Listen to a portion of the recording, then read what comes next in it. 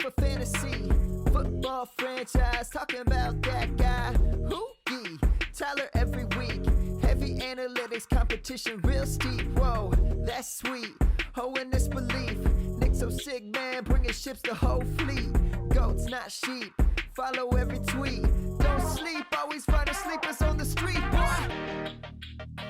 F3, winning every single league. Money back guaranteed, but it's free. Welcome to the franchise. Welcome to the franchise. Let's go. All right, welcome back to the F3 pod. I am here with my co-host Joey.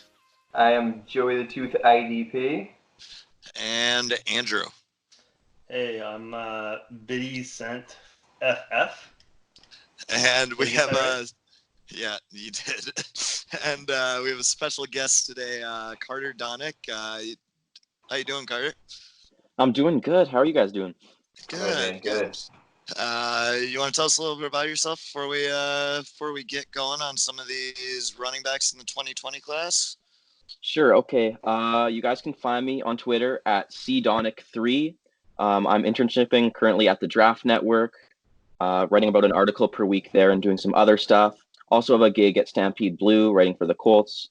So if you want to check out that stuff, go right ahead. Yeah, nice. Awesome. What article are you working on for Draft Network right now? Right now, I am doing one on Pete Carroll and why maybe it's time for him to go. I couldn't agree more. So I just found a nice warm spot in my heart with that statement. Yeah, I'm right there with you on that one. The running the football a million times a game when you have Russell Wilson as your quarterback is just not conducive to long-term success, I don't think. So, all right, we are going to kick off with Cam Akers here. Joe, you got some thoughts on Cam Akers? I think Cam Akers has a lot of great tools. He's explosive. He has great burst through the hole, if his line can give him one. His vision, it seems good, but it's kind of tough to tell watching FSU play because their offensive line is absolutely terrible. He's probably the most willing blocker I've seen in pass protection so far, watching anybody. He's really aggressive in his pass blocking. He catches well out of the backfield.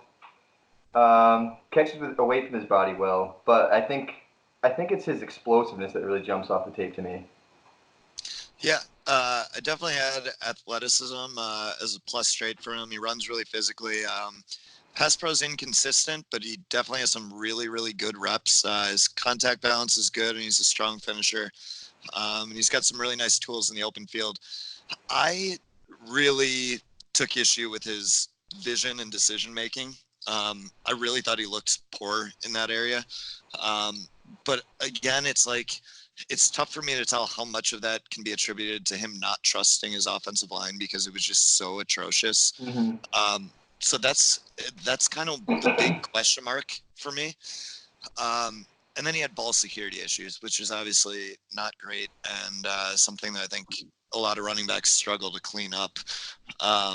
Carter, what are your thoughts on Cam Akers in this class? So I think you nailed the cons right there. The fumble issues and the ball security issues, obviously huge. I don't put as much stock into really the vision stuff right now, just because, like we were saying, the O-line is so hard to evaluate there. It's kind of obvious why he doesn't trust the line. You saw similar things with Saquon Barkley at Penn State. Not saying he's obviously Saquon Barkley, but just kind of that indecisiveness, that really not trusting the line. He still showed great creativity besides that. He's a really kind of low-cut, thick-build runner. He'll likely blow up the combine. Like, I'm expecting 4.4s and whatever his jumping numbers are going to be through the roof. If you guys want to check out, he has a bunch of like squatting videos and bench press videos that are just insane numbers. So again, all that stuff. He's a great athlete. He's a tricky evaluation again, because like you said, the vision, we're talking about in his freshman year, he was kind of considered maybe like the top running back. You're thinking, oh, projecting 2-3 years in advance, is he going to be the number one running back in his class? And Florida State obviously went down into the toilet. He got kind of less discussed as other running backs rised, but he still has that talent. he still has kind of that potential, and I think he's a very solid late kind of day 2 pick, round 3, late round 2 kind of selection. Okay. Andrew, you have anything to add to that?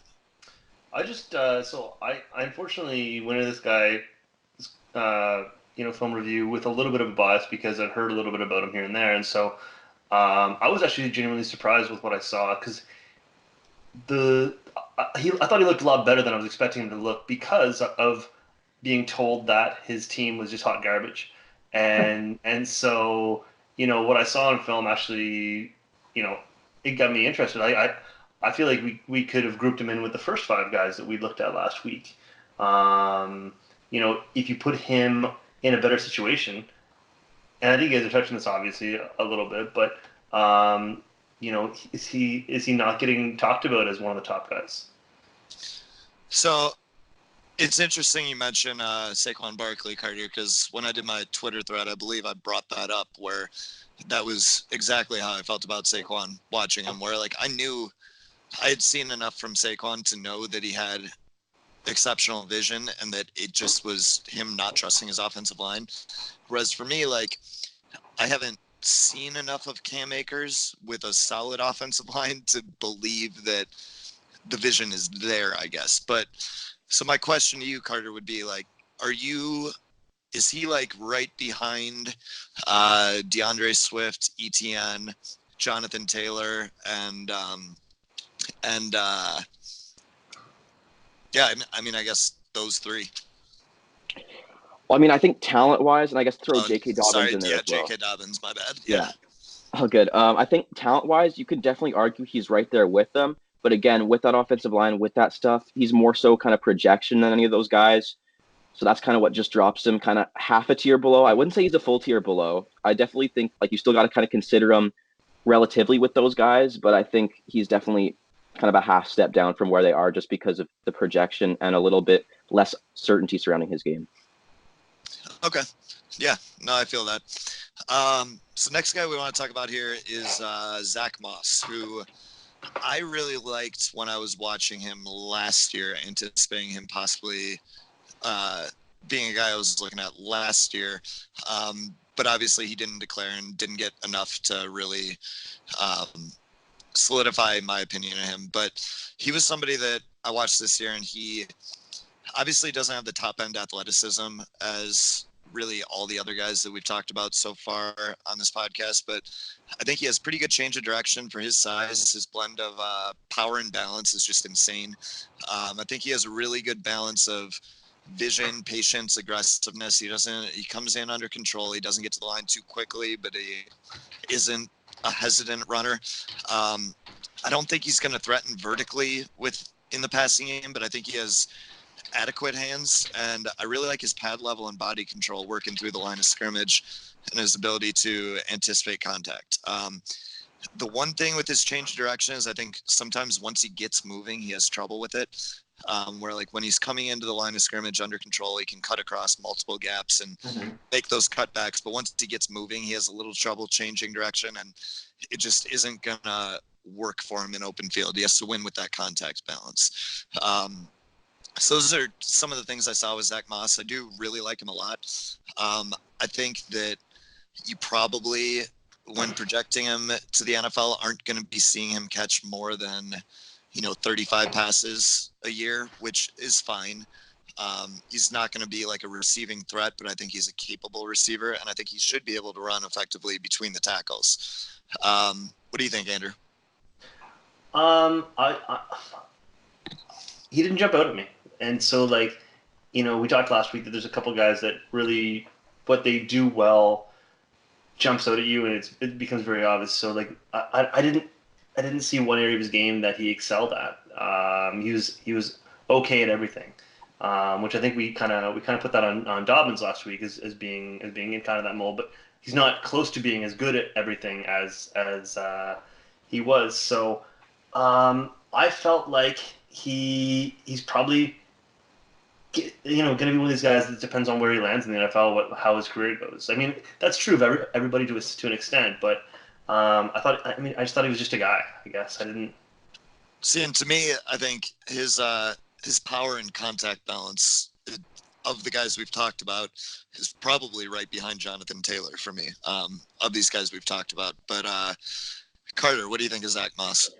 Well, yeah, I completely agree with that contact balance point. I think he's elite in that area. Again, not a great athlete, so I can see why he doesn't really jump out at people. But I think just the more you watch, the more you appreciate his style of game. I know everyone every year now brings up Kareem Hunt comparisons for players, and it often seems kind of unwarranted. I think this one's very warranted. We're talking about a similar low center of gravity back who can do enough kind of catching out of the backfield, who's very good in all areas, doesn't really quite have that long speed, and just a very similar type of player. I know you talked kind of about that change of direction issues, and I do agree. Again, the farther he gets from the line, the more issues he has. But he's actually really, really good at the line, kind of being able to turn directions and with his ankle flexion and different things. He can get in trouble kind of with his vision at times. He can kind of almost be too patient in the backfield, and I think that kind of hurts him a bit. But again, his contact balance, ability to finish, all that stuff makes him really kind of a really intriguing late third, fourth round guy. To me, he's like the perfect early day 3 guy that you put on your team, and you have him at the very worst as kind of a finishing goal line back who can play special teams at the very worst. That's kind of where I'm at. Do you see him as a player that has potential to be a lead back in a committee, or is he kind of just locked into that second back in a committee type of ceiling for you? I think he can be the lead back in the committee. I think he needs a committee for sure, but I think I could see him being kind of that first 2-down player, and getting the majority of the touches in a committee for sure.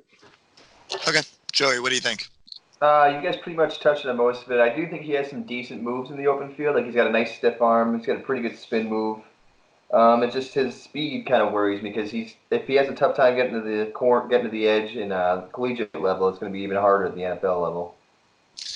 Yeah, and I can see that, but I guess for me, like, most running backs are going to have trouble getting the corner against NFL defenses. I think that the thing is unlike somebody that we'll talk about probably next week, he projects as a between the tackles runner. That's right. going to be what he's doing. You're not going to be asking him to take toss sweeps outside and beat defenders to the edge very often. And on top of that, like, I think overall speed for a running back is overrated in that sense.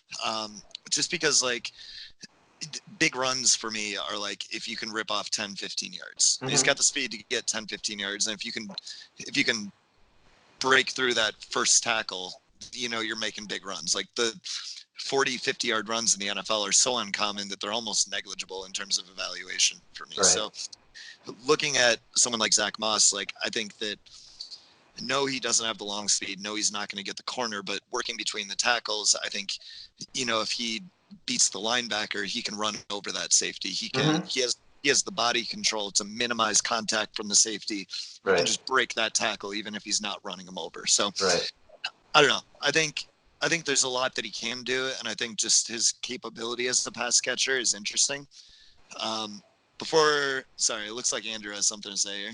I was just gonna say, like, I think you touched on it last week, where if he's got limited pass catching upside, and he's more of a grinder up between the tackles, he's not gonna have the big explosive plays. Like, what does he really offer you as a fantasy asset? So I don't think he's limited as a pass catcher. I think he's limited in terms of his ability to be a weapon as a pass catcher. So, like, Jonathan Taylor, to me, is limited as a pass catcher. And maybe Carter will have a different view on that. We'll bounce it back to him in a second.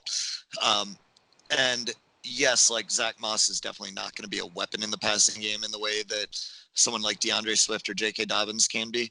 But we're looking at a different tier of running back.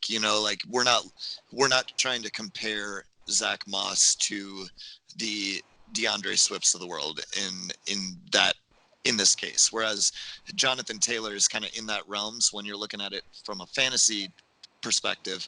Like, if you're not going to be a weapon in the passing game, and if you're not going to contribute steadily in the passing game, you're probably going to be limited as a fantasy.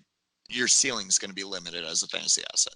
Mm-hmm. But before we go to break here, Carter, what did you think about Jonathan Taylor? I know a lot's been said about his improvement as a pass catcher, and I guess, like, me, the improvement is definitely there, but I don't know that he's looked comfortable enough that people are going to trust him and give him targets at the NFL level.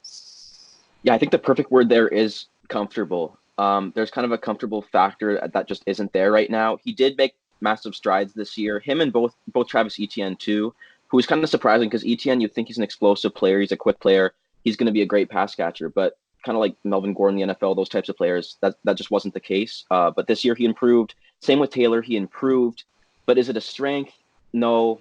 Is it a weakness? I wouldn't say it's a necessarily like a big weakness or it should really affect his overall draft stock a lot. But in a class that like is so close and the separation between running backs is so thin and the margin is so thin, I could see teams kind of opting for other players just because it isn't a strength, and in some cases it can be a liability. Okay.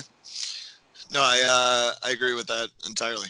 So we are going to go to break here, and then we are going to be talking about Clyde Edwards-Helaire and Eno Benjamin next.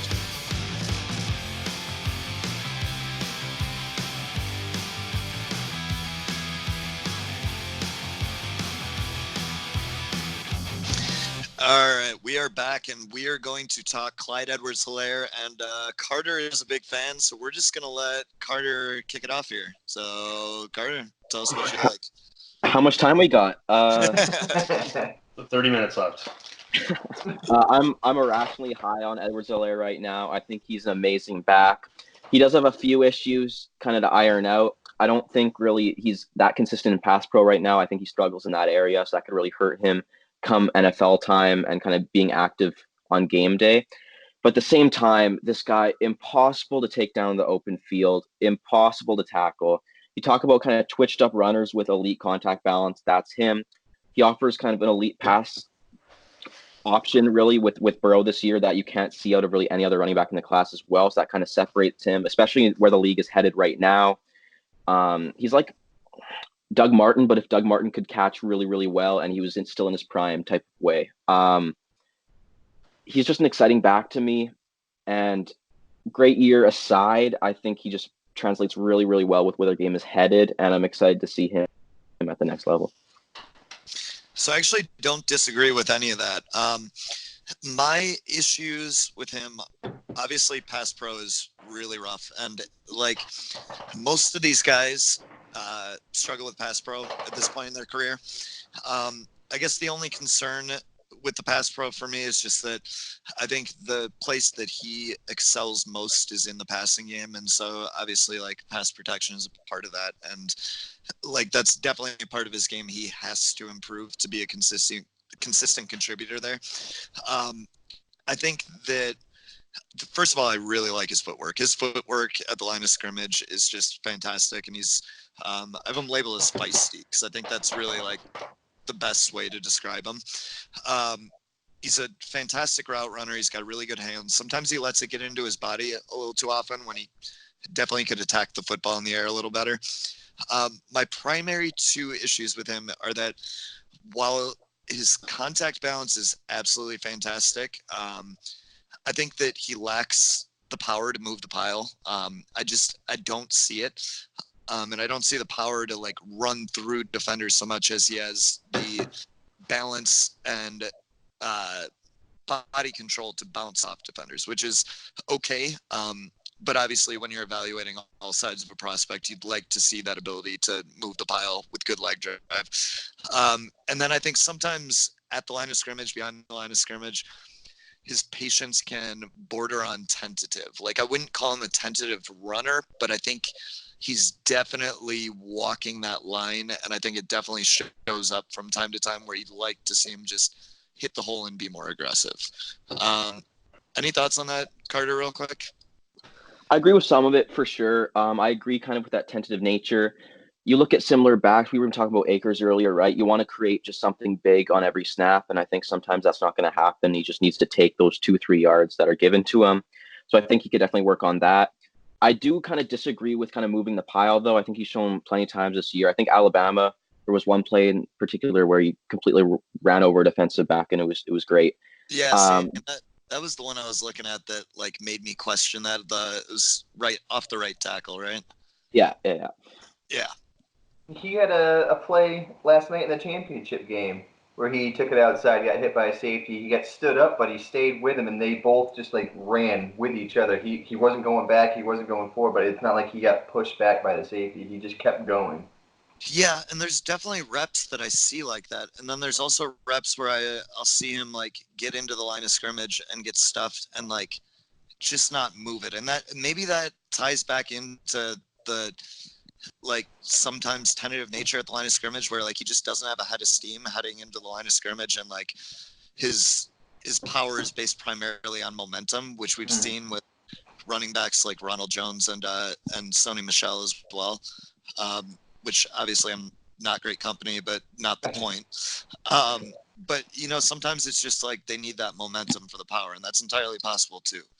One thing I also like about him though, he's a big game guy. Like you look at some of his best games he had: Alabama, Auburn, Clemson. 3 good defenses, 3 great games. Yeah, absolutely. Andrew, any thoughts on Edwards-Helaire? So what I wrote down for him was essentially like, does it get better for him because he's playing in probably the most optimized offense for his skill set?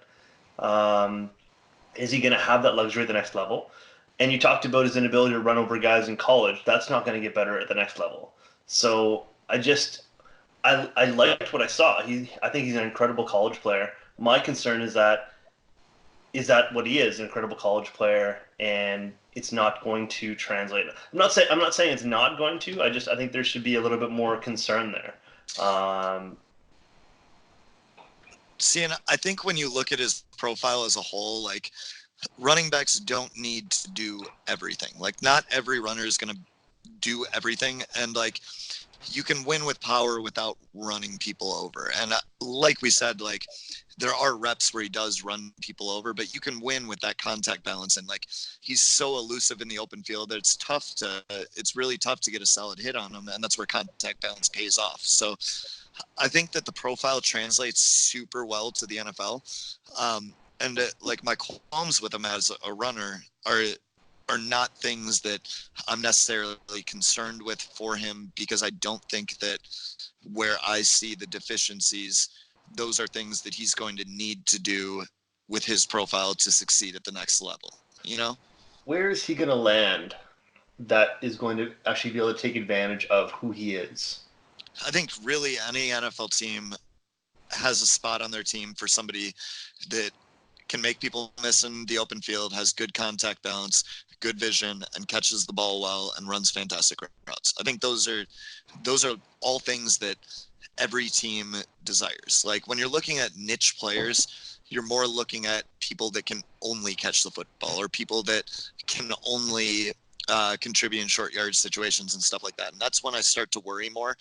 I think that this is the type of profile that translates really well to basically anywhere, because every team is in need of a running back that can win in the open field, beat defenders one-on-one, and also catch the football.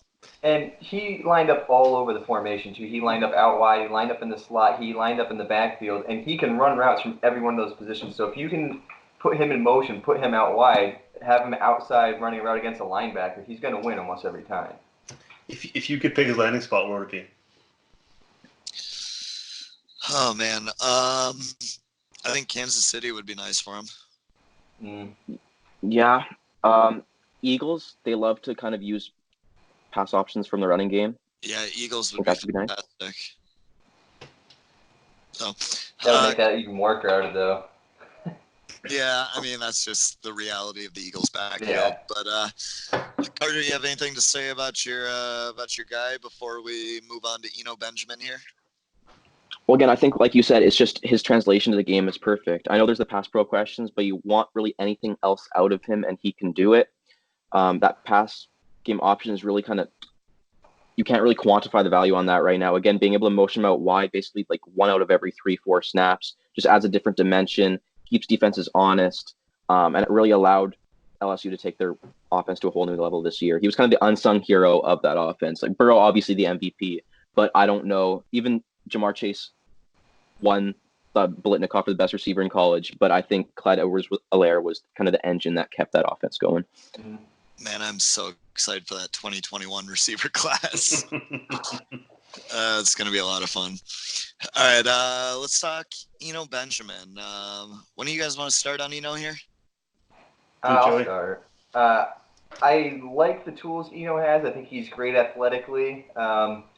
I hate his patience. He's a very impatient runner. He reminds me of, honestly, a poor man's Travis Etienne. I mean, he's always full speed. As soon as he gets the ball, he's going for the hole, whether it's there or not.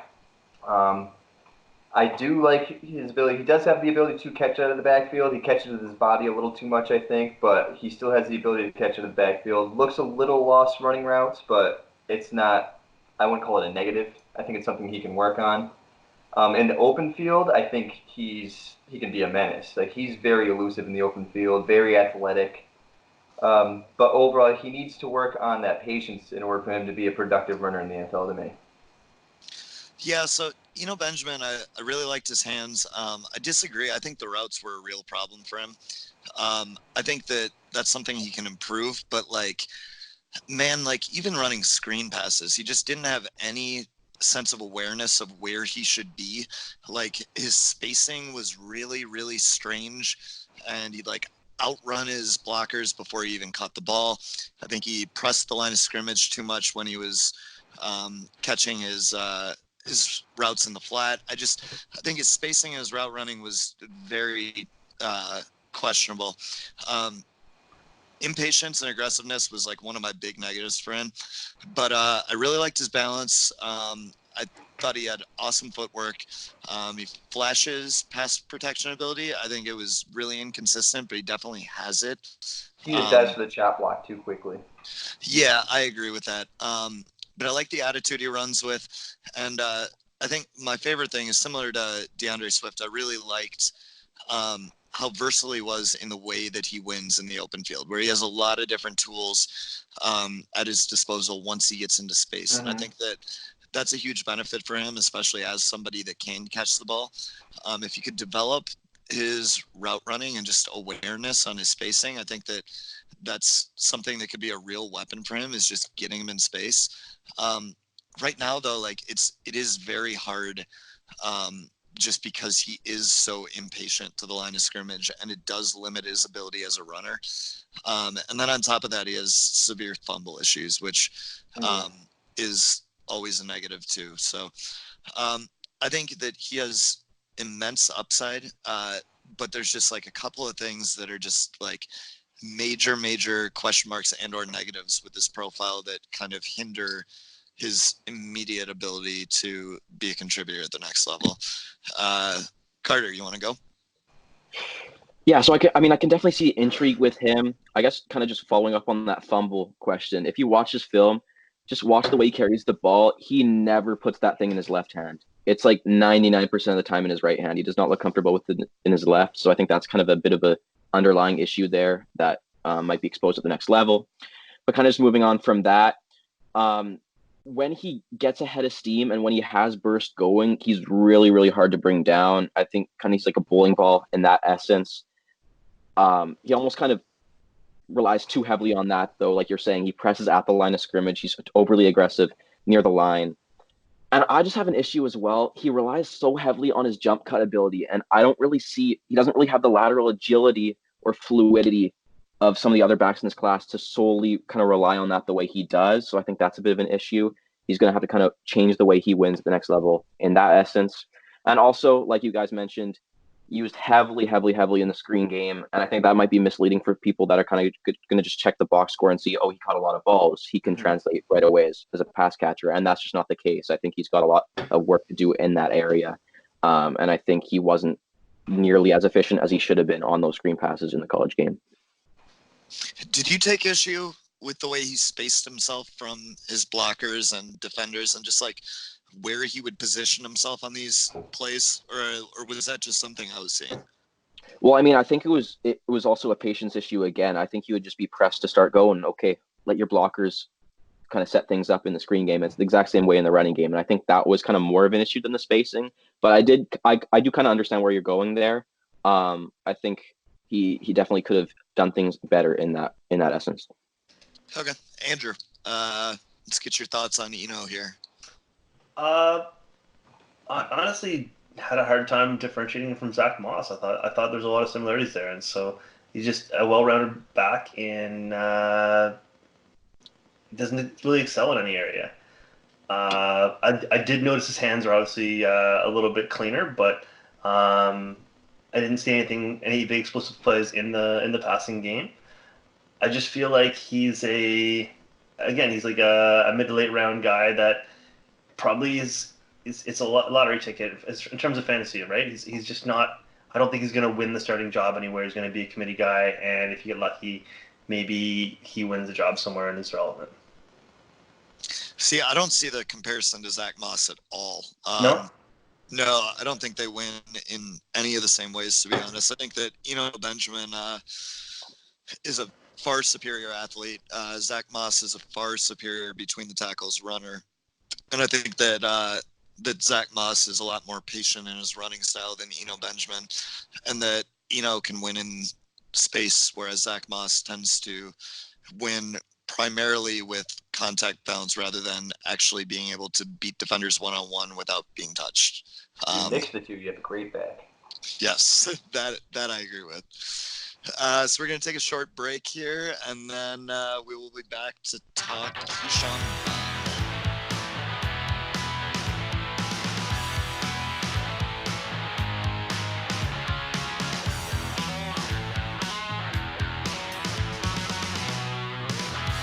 All right, we're back, and we are going to finish off the show by talking Keyshawn Vaughn. I'll start off on Keyshawn Vaughn because I really like him. I think he's another running back that kind of lacks power, but like pure power, but he has really good balance. And I think that while he's had limited work in the passing game, he has flashed the ability to run routes, catch the ball outside his frame. He's looked like a very capable catcher. It's somebody where the stats are misleading because, like, I really did see good things out of him in his reps in the passing game. I think that he has really, really good vision. There's a couple of exceptions there, but like 95% of the time he's making the right read and he sets up his blockers well and sets up defenders. His top end speed is decent. He's got the speed to get the corner. He's not a blazer, but I think he's got the speed that you need to do anything that they're going to ask him to do at the next level. And I think his burst is excellent. He just, when he decides to get going, he gets going in a hurry. Even at top speed, he's got really good wiggle in the open field. He attacks the line of scrimmage with patience and control, and he runs with attitude. I just think like there isn't a whole lot that he doesn't do well. I don't think he's a pile mover, but he's kind of he's a slasher that can make a difference in the open field. He can make a difference in the passing game. He's a above average athlete. I think just like that profile as a whole is somebody that can fit into a bunch of different roles in the NFL. You know, like he's good enough that you're not going to have to remove him on passing downs. Like if you wanted to, you could use him all three downs. He could be the lead back. He could be a change of pace back. Like I think he does everything well. He can win in a variety of ways in the open field. He has good contact balance. Like really for me, he just kind of checks every box of a player that can do almost anything that you want in the NFL. And kind of like the one spot where I think he lacks is his power. And I think he does enough other stuff well that he can still be a successful short yardage back. Like he's not going to be a short yard specialist, but I don't think you need to pull him on the goal line or on the 3rd or 4th and 1. Like I think he can still succeed there without having to add another piece to the running back committee to compensate for that, where it really just opens up your opportunities where you can just kind of have anybody behind him, you know? Yeah. Carter, were you a Keyshawn Vaughn fan or not really? I was actually, same with you. I think you really need to evaluate him kind of in a day 3 vacuum to start. Like you're not comparing him to Jonathan Taylor here. Like this is a guy who's going to go on day 3 and he's not going to start right away. But once you kind of you recognize that and you acknowledge that, he's a really, really fun player to watch. I think he's going to excel kind of in a zone scheme at the next level. He's just got kind of a natural feel for cutting back. He's got like strong speed variance, so he can change kind of his speed in an instance. Like you said with the receiving, He only had 29 receptions this past year, and that was his most by far. He didn't have over 70 in his 4 years, but he just wasn't asked to do it. And you could say, oh, well, why wasn't he asked to do it?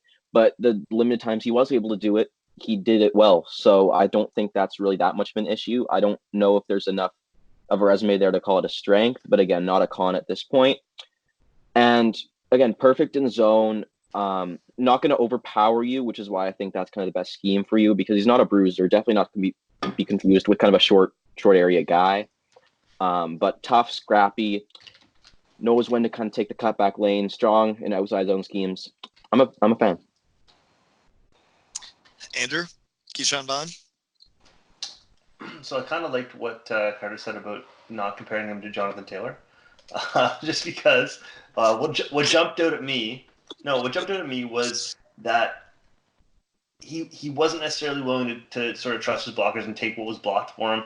He was always trying to, bounce it outside and get the big play as opposed to taking what was there, which is one of the things that I really loved about Jonathan Taylor, is that he would take what was there and he would add, because he's that talented of a back.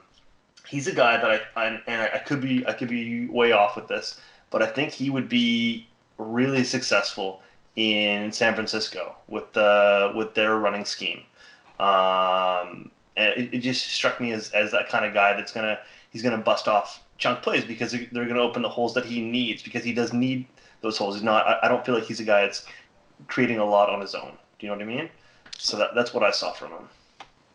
I guess I see that, but like one of the things I really liked about him was that he came into the line of scrimmage with patience and control. And I don't think that when he was bouncing runs outside, I don't think that was like just cause. Like I think most of the time that's out of necessity. And I do know that there were a few exceptions where he did miss his cutback and stuff. But I think that like his burst and his like ability to like come in under control and make that cutback when he wants to, like, I don't know. I thought he did a really good job of that. So I guess I don't necessarily agree with him trying to create too much.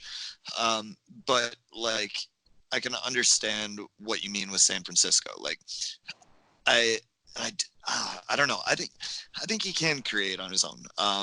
I think he has the tools to win in the open field, and I think he has good contact balance. So, like, yeah, again, he's not in the same tier as Jonathan Taylor, but like, I think that he's a late round back in the realm of someone like Jamal Williams that, you know, you can draft in the 5th round that can come in and absolutely can contribute. And I actually kind of see him as kind of like a Jamal Williams type player. In terms of his usage and like his potential role at the next level. But Joey, what do you got? I do think zone scheme is probably the best fit for him, because I think the biggest thing that jumped out to me when he was trying to run up the middle is he doesn't keep his shoulders square to the line at all. He's usually gets the ball and he's got that he makes that decision and kind of goes with it, and that's where he misses, I think, a lot of his cutbacks. But like you said, he was good in the receiving game, not asked to do it much, but I saw him. There was times where he actually lined up outside. So even when asked to do it, he was able to do it, and he looked good doing it. So, I mean, minimal reps, but like you said, it's the flash potential was there. Okay. So before we call it a day on this one, Carter, do you have kind of like tier breaks as to where you would put the running backs we've covered so far? So we've got Chuba Hubbard, by the way, has determined that he's going back to school. So we talked about him last week. We'll skip that though. But if you were to just kind of break into tiers, DeAndre Swift, Travis Etienne, J.K. Dobbins, Jonathan Taylor, and then the guys we talked about today, Cam Akers, Zach Moss, Clyde Edwards-Helaire, Eno Benjamin, Keyshawn Vaughn. Like, do you have kind of like a rough idea of where your tiers lie for those guys right now? So I think for me, there's kind of that top 5, and I'll throw Edwards-Helaire in there kind of as that 5th. I know some people might not have him, but that's Taylor, Swift, Etienne, Dobbins, and now Edwards-Helaire. I think Akers, like we were mentioning earlier, I wouldn't say he's a full tier down from them, because I think you can make some arguments for him that, he deserves to be right there with them. I think he's kind of like a half step down. And then you talk about that next group. I think that's where you enter Zach Moss, and that's kind of that tier. And then I think and that's kind of late day 2 tier, and then your day 3 tier is kind of there. You have your Keyshawn Vaughns and your Eno Benjamins, and Benjamin might be taken a bit higher than that just because the NFL might be a little higher on his traits.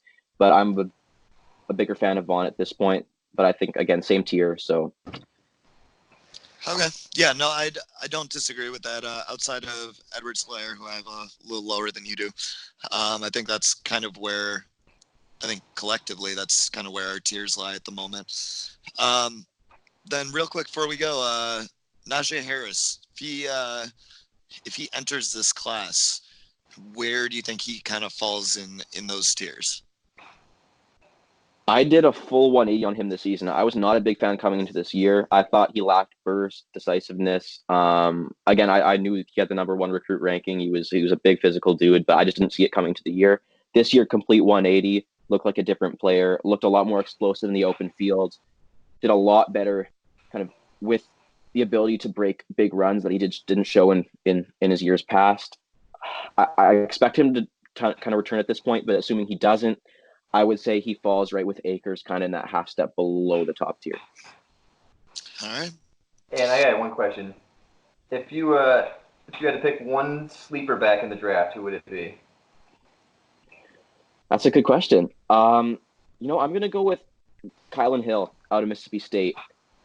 Similar to Akers in that he's kind of a freak athlete who can create for his own. His vision's kind of a problem right now, but again, is that kind of the circumstances of a bad O-line? But he's a talented dude who plays with a chip on his shoulder. Great combination of talent and toughness. And I think he needs more recognition at this point. I wouldn't put him in that Akers tier, but again, I'd have no problem kind of putting him close. I wouldn't put him with Zach Moss, but I'd put him relatively close to him, and I'd put him definitely over Eno Benjamin at this point. Nice. His game versus Kansas State was a lot of fun to watch. Watching him chirp at them was just a lot of fun. I'm trying to remember. I think that's the game where his quarterback got picked off, and then he just hit sticked the motherfucker on the sideline. Just got stood over him. But yeah, no, I like Kylan Hill a good amount. He's another slasher back that we'll get to in a week or two here. But he's an interesting one for sure. So, all right. Well, thanks a lot for coming on today, Carter. Yeah, we appreciate it, man. Yeah. You can find Carter on the Draft Network. And what's the Colts website you write for? Stampede Blue. Stampede Blue. And then on Twitter at CDonnick3. You can find Joey at Joey the Tooth IDP. You can find Andrew at BiddyCentFF. And you can find me at Lanny1925 on Twitter. You can find all our written content at dynastyfootballdigest.com or at idpguys.org. So you can currently purchase a subscription where you get tools, rankings, offensive, defensive, ADP.